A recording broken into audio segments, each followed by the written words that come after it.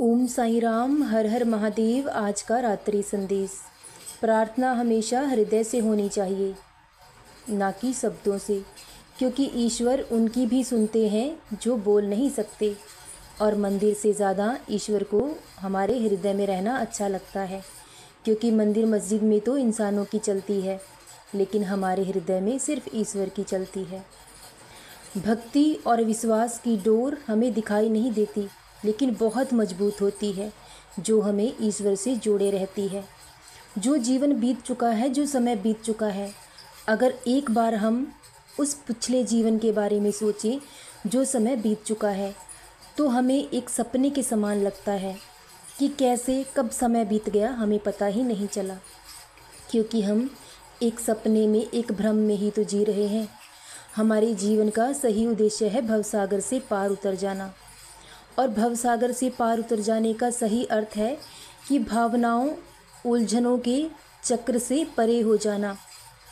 तभी हम भवसागर से पार उतर सकते हैं, या फिर भावनाओं के चक्र में, मझधार में उलझे रहना और बार बार खोते खाते रहना और इसी भंवर में फंसे रहना।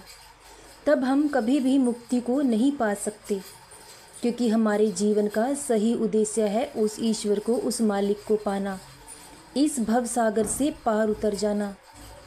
जब तक हम इस भावनाओं की चक्रव्यूह से बाहर नहीं निकलते, तब तक हम इस भवसागर से कभी पार नहीं उतर सकते।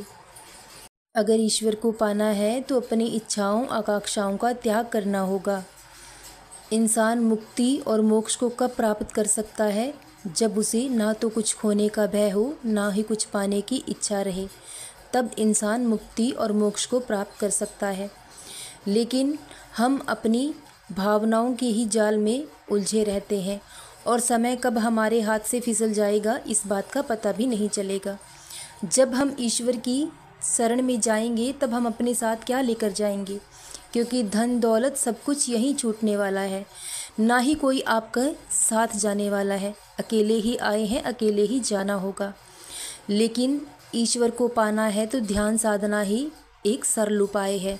नाम जाप ही सबसे सरल उपाय है उस ईश्वर को पाने का, क्योंकि ईश्वर कहीं बाहर नहीं, हमारी अंतर आत्मा में ही विराजमान है। हमें अपनी दृष्टि को अंतर्मुखी बनाकर खुद में ही लीन होना होगा, और इस भवसागर से सदा सदा के लिए पार उतर जाना होगा।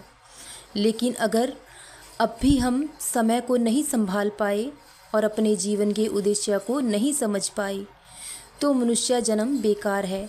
बार बार हमें 84 लाख योनियों के चक्कर काटने होंगे, और बार बार इस जन्म मृत्यु के चक्कर में उलझा रहना होगा। लेकिन अगर हम उस मालिक का ध्यान करते हैं, उनका नाम जाप करते हैं, तो हम धीरे धीरे अभ्यास करने से एक दिन अपने मन को अपने वश में ज़रूर कर लेंगे, और एक दिन आत्मा और परमात्मा का मिलन अवश्य होगा। यही हमारे जीवन का लक्ष्य है, यही हमारे जीवन का उद्देश्य है। इसलिए बिना वक्त गवाए अपने उस ईश्वर को याद करें, उनका नाम जपें, क्योंकि ध्यान साधना ही सबसे सरल उपाय है इस भवसागर से पार उतर जाने का। सदा खुश रहें, सदा जपते रहें। ओम साईं राम, हर हर महादेव। शुभ रात्रि मेरे बच्चों।